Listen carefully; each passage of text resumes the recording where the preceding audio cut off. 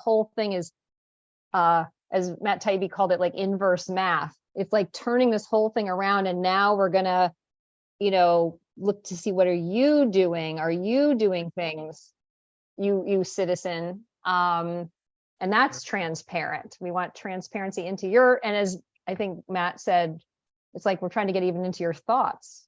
Like, can we have transparency? What are you thinking? Yeah, that's really creepy and interesting. And maybe we can go back into that again. But we're here on Wednesday morning. It is August 23rd, and it's a bonus Solid Ground live stream. Nice to see you guys out of context, or maybe in the same context, out of time. And Benjamin's joining us. We were going to talk about launch from a little bit what's going on right now with Benjamin's channel. So he had a video up that talked about things that are apparently still untouchable, and then got a strike and has been suspended for a period of time and can't post any videos to his YouTube channel. And I think it's very interesting what is untouchable and what is, like, it feels, I don't know, there's a part of me that wants to talk about they and what they want and, who's controlling this. But there is a they, because there's a they that decides that this discourse is not acceptable. And in this case, it's whatever tech platform is censoring or hosting your content. And when you go straight too far into one area, you get your wrist slapped and you get punished. And it's a powerful disincentive to continue to talk about certain things, because it silences your entire process. But then there's other things that we can talk about, that there's some, no, don't go there. But then you feel like we keep going there and it keeps being okay. So what's going on there? Are we being sort of channeled by the tech companies? You hear, don't talk about these things is kind of like a reverse psychology sort of thing. Like, okay, go talk about these things because that distracts you from talking about these other things. Am I going all over the place with this? I didn't quite understand the last bit you said about being encouraged to go to different places. Do you mind fleshing that out again? Yeah, so like Benjamin's channel. Gender? Yeah, you talk a lot about gender. Yeah. And so you have Helen Go Joyce ahead. and Jordan Peterson having a conversation about transgenderism and the medicalization specifically of youth, I believe, and that was taken down by YouTube because it's hate speech. So what's hate speech? What I got dinged for was public health and safety. And it turns out that my timing was either right on the nose or right off, because now we have a resurgence of media concern for a particular sort of a public health issue. And I happen to have covered some of the products that were designed to ostensibly to fix that issue. But so if we have to avoid hate speech, what is hate speech? Hate speech is probably targeted at a person or a group of people. If we have to watch out for public health and safety, then that's questioning the experts, questioning the authorities. So what happens when the same people decide who you can't hate on and who you can hate on? Because you can certainly hate on certain groups and you certainly can't hate on certain other groups. You can just look at the language for different racial groups, and some words are okay and some words are not okay. And then those same people are deciding what you can and cannot say when criticizing the authorities that be, with regards how do they control maybe the, certain wars, certain political protest events, some of which are hallowed, some of which are the opposite of hallowed or absolutely beyond the pale. And it's all the same people telling us what we can and can't do. So Leslie, what you're saying is that they're okay with us fighting over gender and fighting to a certain degree over these hate speech things, or like freedom of speech things, or classical liberal values maybe. But when it gets into actually questioning certain mechanisms of control, or certain parts of what they're doing, then we can't talk about that. And so you're saying that there might be some sort of intentional choice going on in the censorship?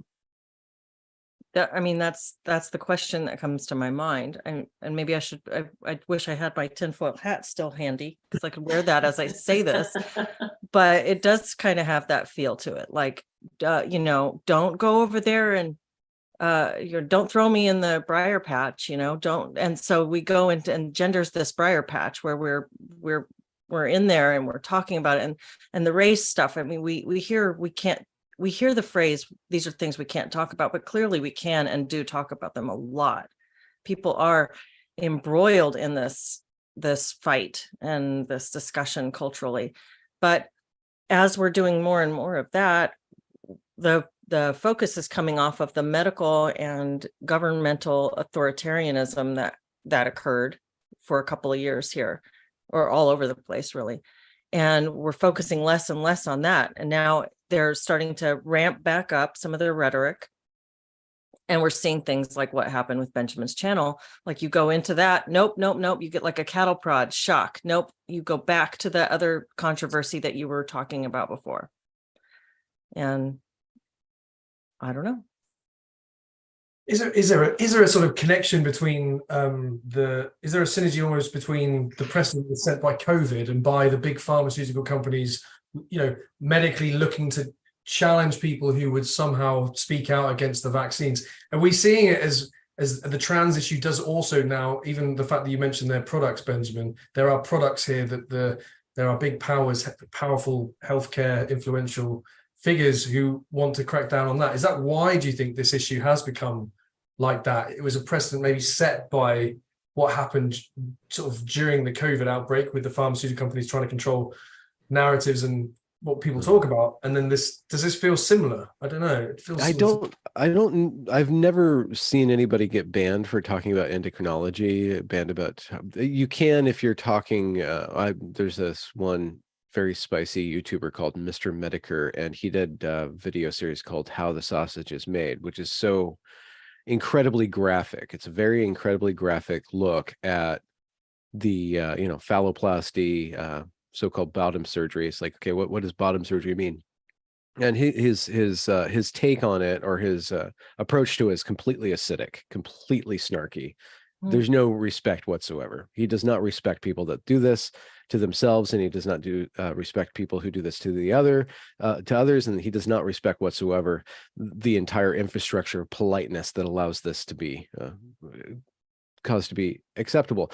But he gets pushed out. He got put off of YouTube for that because it was super duper graphic, right? It was like actual photos of surgeries with his commentary, which is frankly hilarious, if not sickening. So you have to go over to other video sites to see that. But I don't see anybody getting banned just for talking about how estrogen affects male bodies or how testosterone affects male bodies, in the same way that you see how do we say it without saying it? How genetically re-engineering our bodies according to current medical science in order to save us from certain viruses is being banned. Like, you can't talk about that because that's a public health and safety issue. It's not a public health and safety issue, I guess, of the same caliber to talk openly about the costs and benefit analysis of a phalloplasty. Deborah, how does that tie into that Matt Taibbi quote you were reading? I don't know. I don't know if they are entirely linked. It's just fascinating to me that this narrative, like they want to hold this narrative so tight. Like, this is the biggest control. I mean, we see what kind of happens in the trans issue, but there's just something about this particular public health related thing that it just seems like the powers that be. I don't know.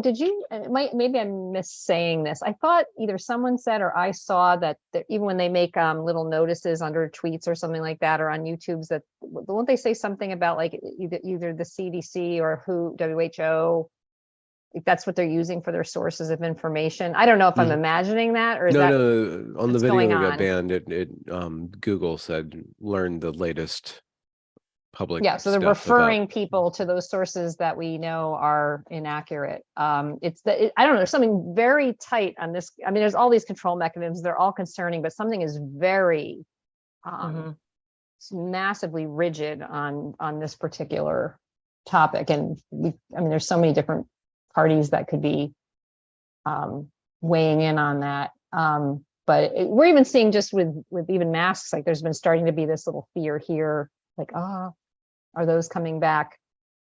So I don't know if they're I'm seeing more resistance. I mean, I'm seeing a lot of do not comply going around on Twitter. So that didn't really answer your question. I don't know. I just brought it up when we did bring it up before, because we had the one hand censoring people. And I guess how do we know whether to censor them? It seems like there's more manpower effort being put into let's say we're not trusting maybe the government is not trusting the people. Like, there's just way more mistrust of people, and therefore this is reason to be able to remove typical privacy concerns, to be investigating things if there is a research purpose for it. The thing that Matt said was interesting was, we're only letting the researchers get into your privacy. We're not giving all citizens the right to get into other people's privacy. So that was interesting. It's not an equal opportunity privacy violation. What's if the you will. context for this? What researchers into what? Matt, let's see. I don't know if I have the exact thing. He was discovering, he started to see this change in the use of the word transparency as he was working on the Twitter files. And it was coming up in documents like the Aspen Institute put out something called Information Discord Recommendations to Increase Transparency. But the transparency was like, what are you people up to? What is that right-wing group, or whoever, right? What are they doing? It just illustrates the distortion of our governmental process right now, because if democracy is supposed to be government by the people, then the government should be us and not turning on us and looking at us with suspicion. Yep. Oh yeah, let's see. Well, even if something came out of, oh, go ahead. How can the government actually trust the people? Why should it? Yeah, why should it trust the people? Mm-hmm. That's not an effective way of controlling people to trust. I mean, so what you do is, at least in a liberal democracy, what you do is the government figures out if they can educate the people to vote in the government's interests. That's the way. So you either control people through force or control people through thought. And in a so-called liberal democracy, thought controls the order of the day. You pressure people, you nudge people to think this way, to not think that way. I think it's more disrespectful than just, you don't have a choice. This is what's happening, and we've decided that, and you don't have a choice. Barrel of the gun kind of style. But we live in this kind of veneer, it's like a gorilla fist in a velvet glove kind of thing. And Benjamin, you think it's more disrespectful than just sort of using brute force, because the government, and that's in this situation, is actually sort of trying to get inside your head and reshape your thinking? Well, which feels ickier to you? Definitely getting inside my head for me. Yeah. That's what feels the most intrusive. I was just wondering if that was the point you were making. Well, I mean, I guess it's a toss-up, because if you think about all the restrictions that they put on air travel after 9/11, I guess we're allowed to talk about this. And I'm sure if YouTube and social media was around during this switch from, just get on the airplane and go and trust that nobody else is going to blow it up, to we're going to have complete control over the amount of fluid that you can bring in your bag. Like, a lot of people would have done a lot of outcry about that, and you probably wouldn't have been able to talk about that. But I don't know what's more intrusive. What's more psychologically harmful? You're getting into this queue, you're acting like a cattle. Remember when they first had you stand in these like scanner things, and you raise up your arms and stuff and spread your legs? It was so violating. So violent. It's like, okay, I'm just going to expose myself to you now. I'm just a body to you now. So that's coercive. That's physically coercive, I feel like. So it's like, I don't see, there's not such a clear line between barrel of the gun, like pure violence, and thought control. Like, there's all this gray area between controlling your body and controlling your mind. And especially with something like a product that is meant to save you from a natural disaster that you're supposed to put into your body. They have to, convince you with fries and donuts and a bunch of pressures to get it into your body. So they want to control your body, but they have to control your mind at the same time. So it's like doubly invasive. You know, even how it gets into your body, it's like this penetrating will that descending from this great faceless corporation that doesn't have any accountability, apparently. Here in the chat, David Moore says, first, a psychological operation to implant false beliefs and fears. And yeah, I mean, people clamor for the controls when they're afraid.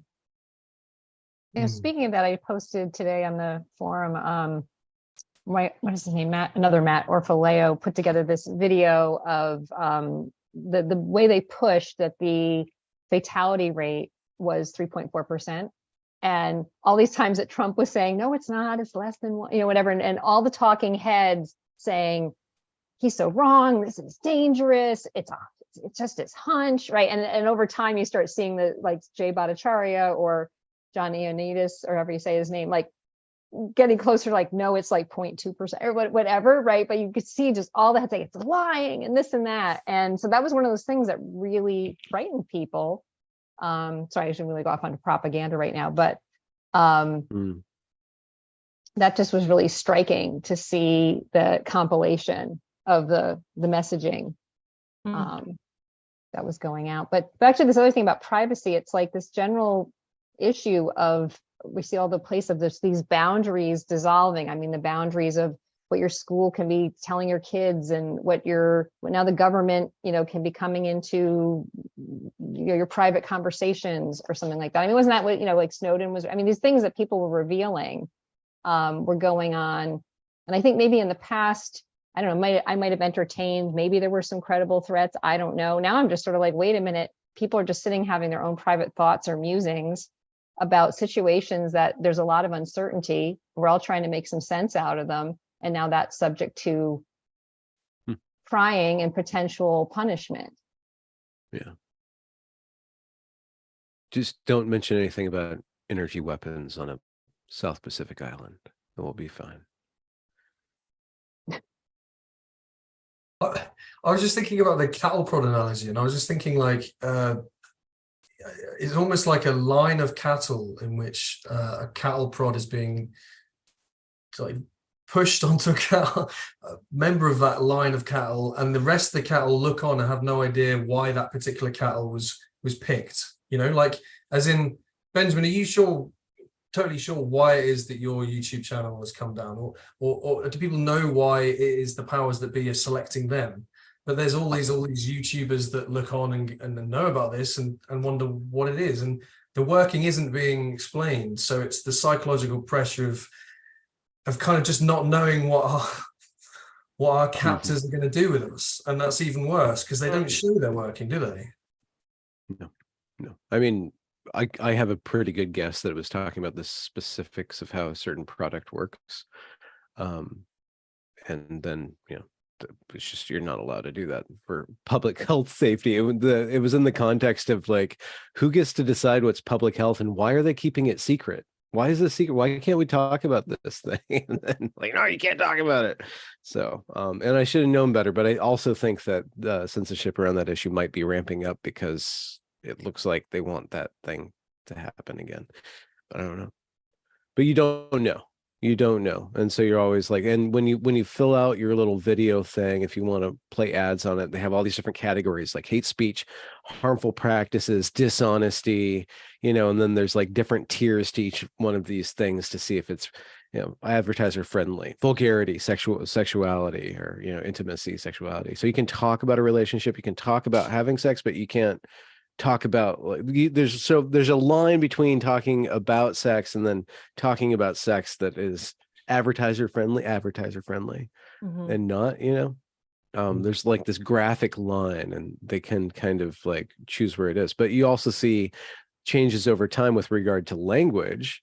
So if you say the F-bomb, or probably, well, you can't say any racial or I guess homophobic slurs. You're not supposed to say that stuff. That will get you dinged. The F word or the N word are bad. But like F-U-C-K or like, you know, shit, damn, fuck, asshole, stuff like that. You're fine to say that, but just not in the first 20 or 30 seconds. But it used to be at all, but then they changed it to the first 90 seconds. So language itself, which is perfectly harmless to the regime, is more about advertiser friendliness. That's changing and evolving over time over what's acceptable, what's not acceptable speech, just on the very linguistic level, not just like in the higher theoretical realm of exploring certain topics. So you're getting it from two sides then, right? Yeah, you get like government pressuring on YouTube or whatever, and then the advertisers with increasingly, they have woke sensibilities or whatever, right? Are then it's radioactive. I can't be near such and such.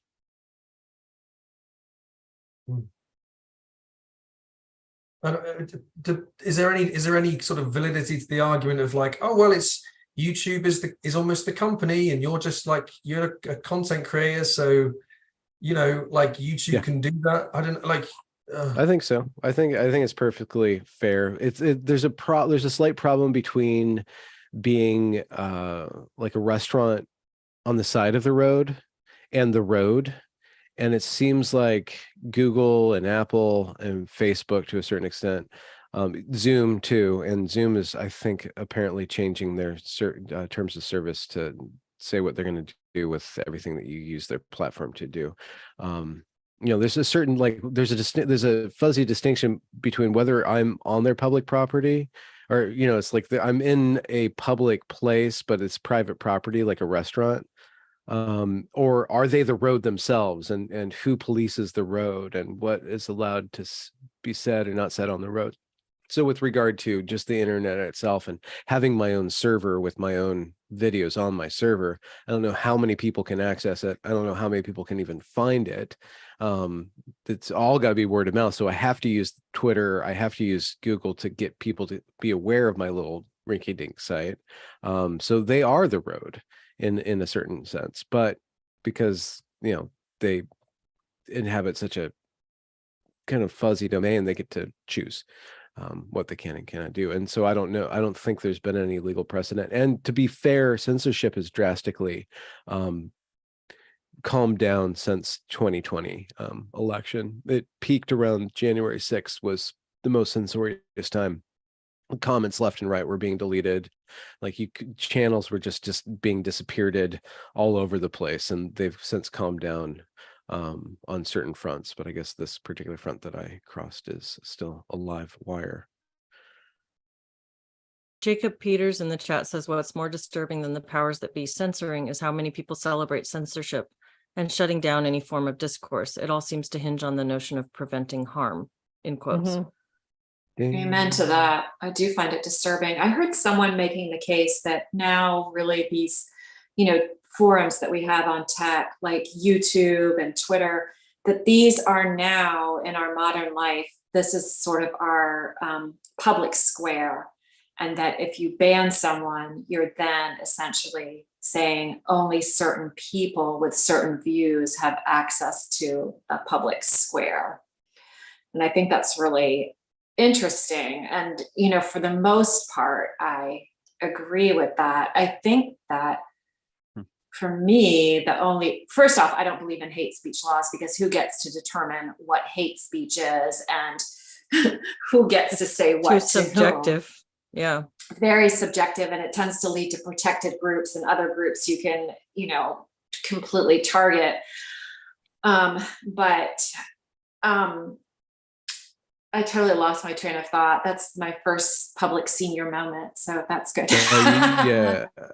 Hate speech. You don't personally believe in hate speech laws. But I know what I was going to say. Thank you, Benjamin. De facto public source.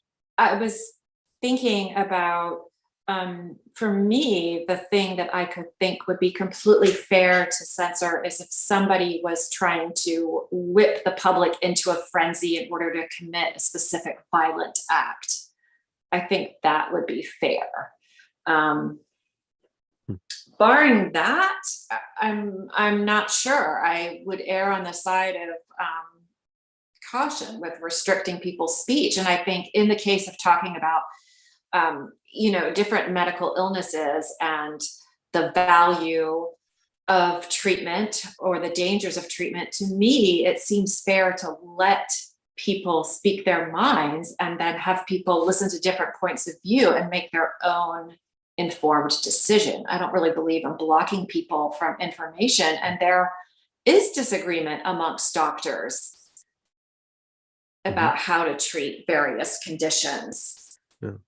And I say, yeah, it all doesn't ties together with the transparency thing that Deborah was. Yeah, that's right. That's It does. Yeah. It's suddenly looking into our lives and requiring that our lives have transparency, and what are you doing and what are you thinking? It's kind of like in England, somebody posted a comment online. I think it was a comment that was interpreted to be anti-trans, and the police showed up at the person's door and they literally said, "We're here to check your thinking."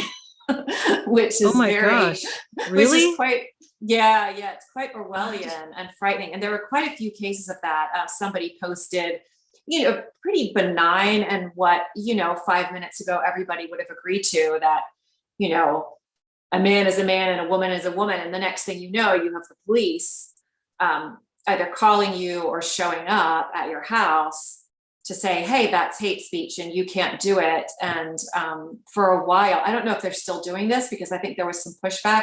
People would get charged with, they would decide, okay, this wasn't a hate crime, but we're charging you, and it goes on your record with a non-hate incident.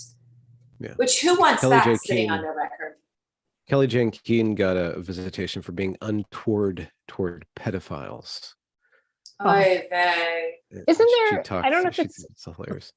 I don't know if it's in Ireland or in the UK, there was, I don't know if this did go through, but there was this thing that if you even had on your phone, say you had some memes or some joke about something and you hadn't even done anything with it, but like, I don't know if you ever had to have intent to share, but like, are you seriously going to go, like, someone's got some stupid frog, I don't know, like thing on their phone? Like, I still have the okay emoji on my phone. I haven't been able to delete it. Watch out. It's a dog whistle. Yeah. So Jennifer, something you said, I wanted to go back to when you said one thing you would support some censorship around is if someone were trying to whip the public into a frenzy around committing a particular violent act. And I wanted to kind of explore that a little bit, because it feels like what's happening in a lot of these areas is a whipping up into a frenzy, but more diffusely. So, what we're seeing with gender, especially like in the curriculum we've seen for kids, we see this, like these lessons that specifically tell kids how to be an ally and try to instill in them a sense of indignation and like protect the victim. It's like calling this part of you that wants to be a savior and a protector. And they get encouraged to do this and encouraged to think about certain groups as being victims and as being, somebody that you need to go and care for. And that's a whipping up into a frenzy. I feel like there's that, but that's more diffuse. So how do you distinguish between those things, and what's the difference? I know that's a great question. And I think this is me kind of looking at it probably a little bit through the lens of a therapist, because it's like, you can sit with a client and they could talk to you in sort of vague general terms about, wishing their life was over. But if they start telling you that they actually have intent and a plan, then at that point you can legally intervene. You can break confidentiality. And same thing if somebody says, I am going to go home and I am going to kill my mother or kill my brother. Mm-hmm.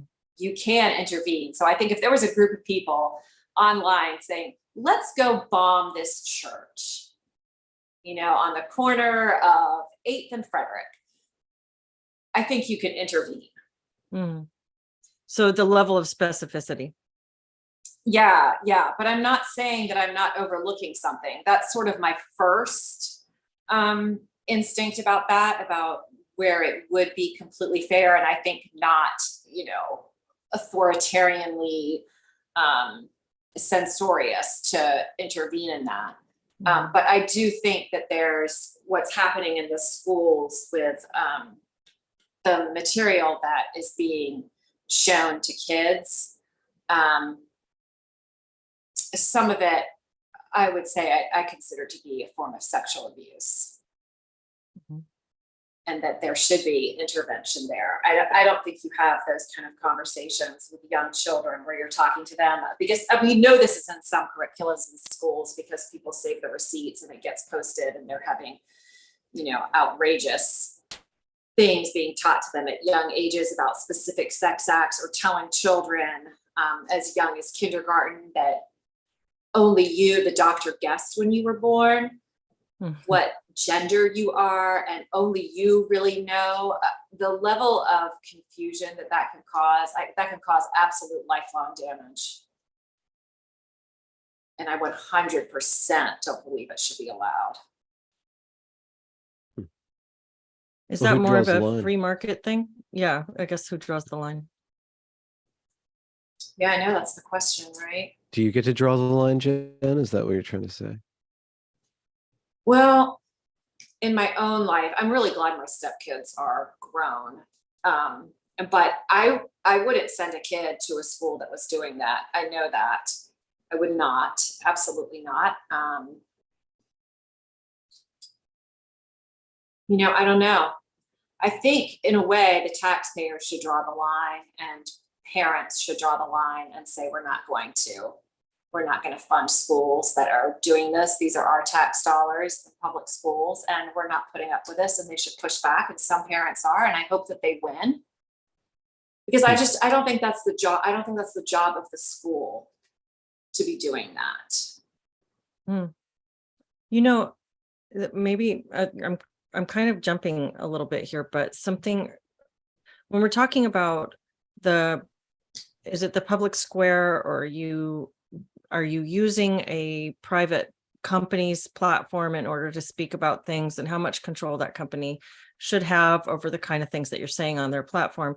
I think that's a really interesting, messy space. Yeah. And thinking about Benjamin getting banned for the content that he was putting up, we wonder about whether it's fair or right or ethical for Google or YouTube to censor that and take him down. But then this morning I was complaining about the amount of pornography on Twitter.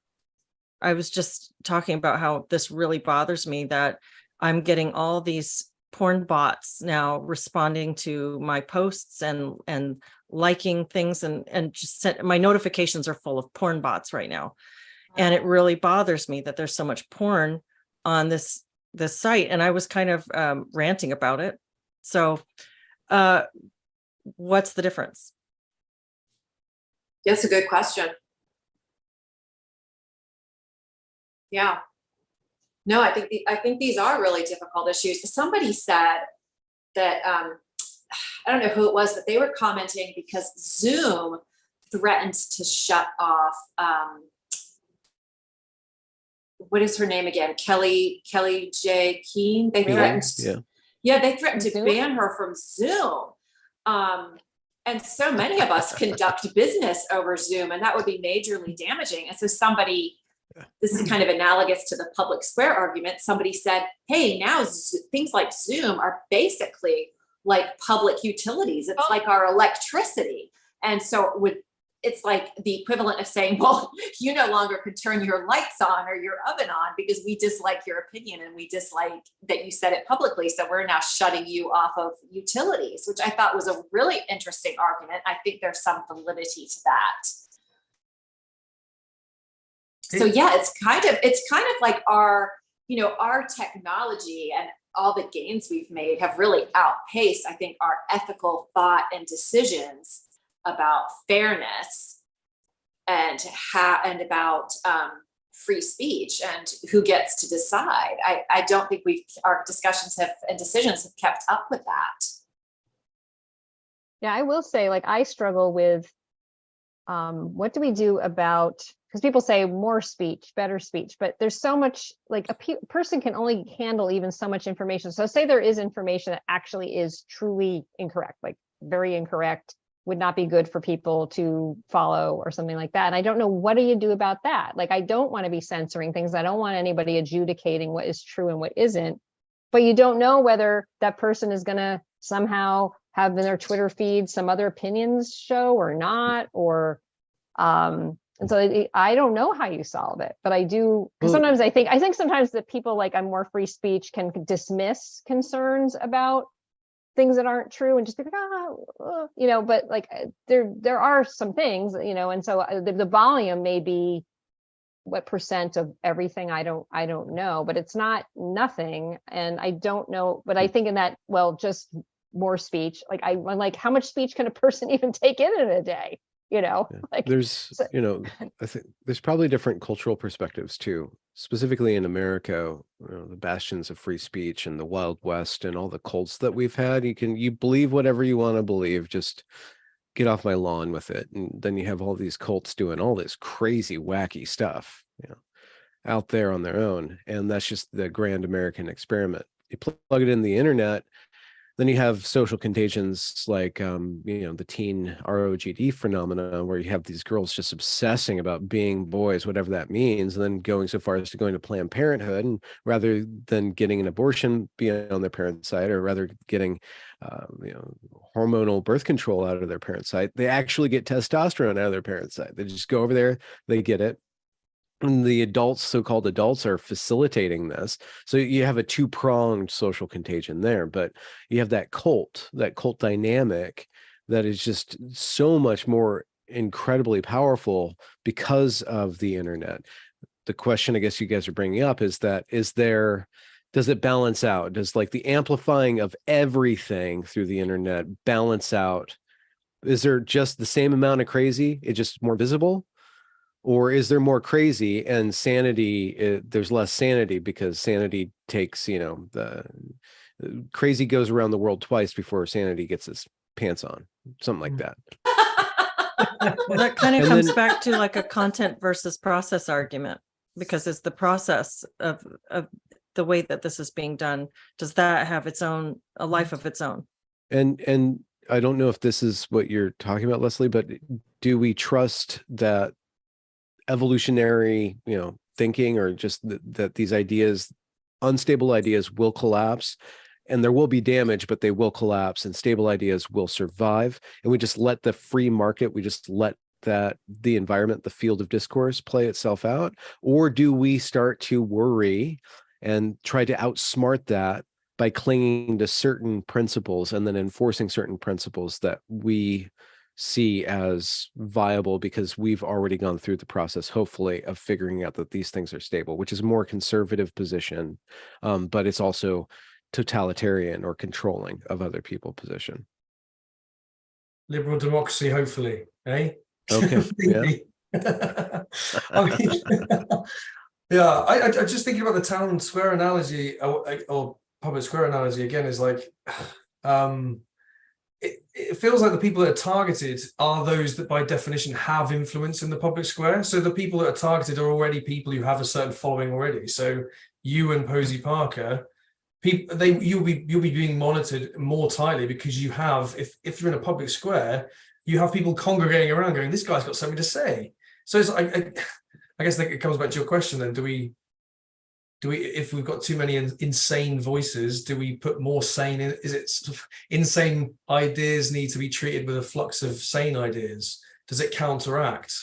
Does bad speech get, or inaccurate speech or whatever, get kind of eventually overtaken by more speech, or just a more plurality of ideas? I mean, people are in bubbles though too. I mean, that's sort of a problem, right? Because like most people are in a bubble. So even if there's pumping out a bunch more speech algorithmically, you might not ever see it. yeah. That's very true. True. Pumping out more Unfortunately. speech. Got your little chat bots. Leslie is experiencing a pumping out of a whole bunch of certain type of speech that she doesn't want to have pumped at her directly. Yeah, I don't want it pumped at me. And it does seem like there's something about that's there. Maybe one of the differences, I guess, it's obscenity laws, and also maybe there's some kind of a good faith test. Like this seems like it's in bad faith to be sort of, it goes against the purpose of a platform that's intended for individuals to come on and express themselves individually, for somebody to create like a bot farm that gives the appearance of looking like individuals, but instead just churns out advertising for itself. So I don't know, but that's maybe specific to that one beef that I've got. If it would have been solved, it would have been solved by now. That's the problem with scale. I mean, we're talking about things that are way beyond my pay grade with regard to running a internet site as vast and open as Twitter. So you have different vectors. Like with Facebook, they wanted it more rooted in the individual, more rooted in the identity, the actual identity of the person. Twitter allows for anons, and if you have anons, you have bot farms, but you also have the ability for a lot more freedom of speech or like openness of opinion by allowing people to wear masks, and then within the real people who are anon, you have good faith and bad faith actors. And somebody like Jordan Peterson, who attracts a lot of attention, he just wants to kill an anonymity because he thinks that it's just a mask for narcissism. It's a mask for some sort of personality disorder. I know plenty of anons, and I interview them on occasion. I try to do what I can to keep them anon, who, for various different reasons, that anonymity is important to keep them in the real world, employed, or to keep them in the case of like mothers and fathers of transitioning children, to keep their children safe or to keep that relationship sacrosanct. So there's a lot of different reasons for anonymity, but anonymity means that it's not verifiable in a certain respect. This person is essentially unverifiable.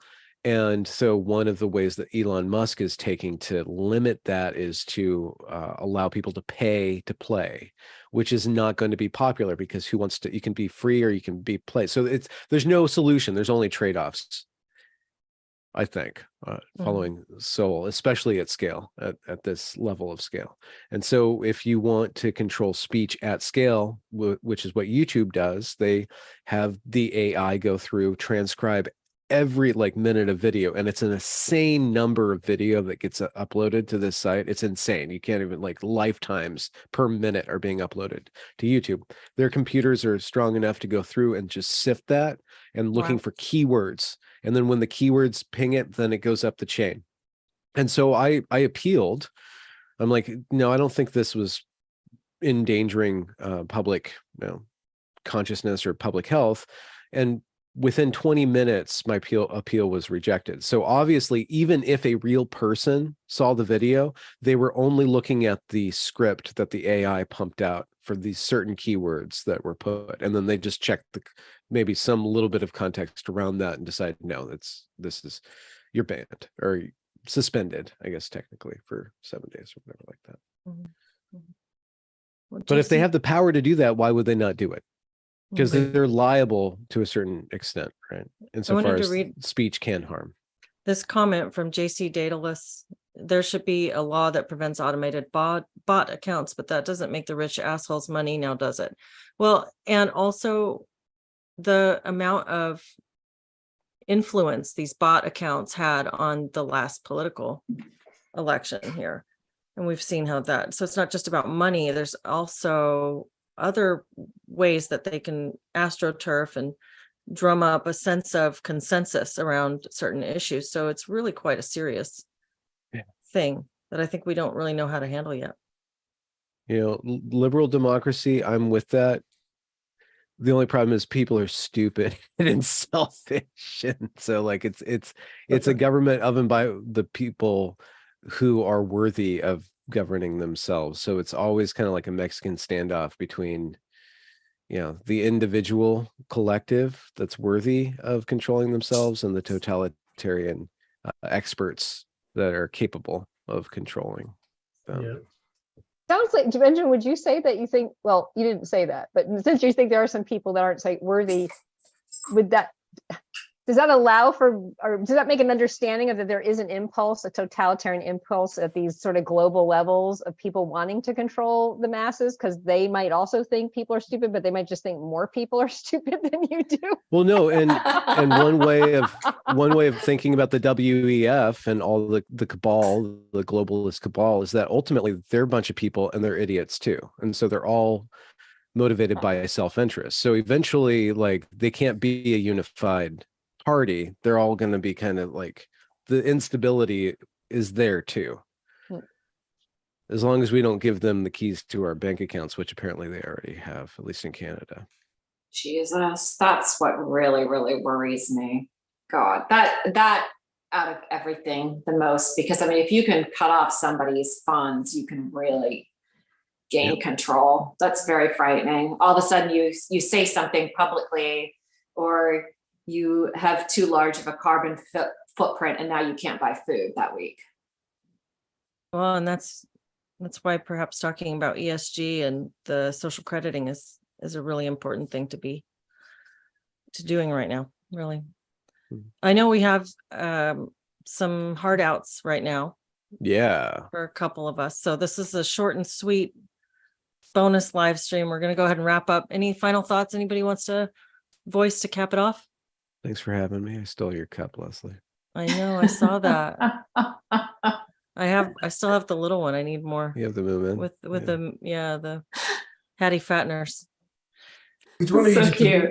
could one of you just reach into the other one's? Yeah, I know. I should. Right? She should come in here with the hook.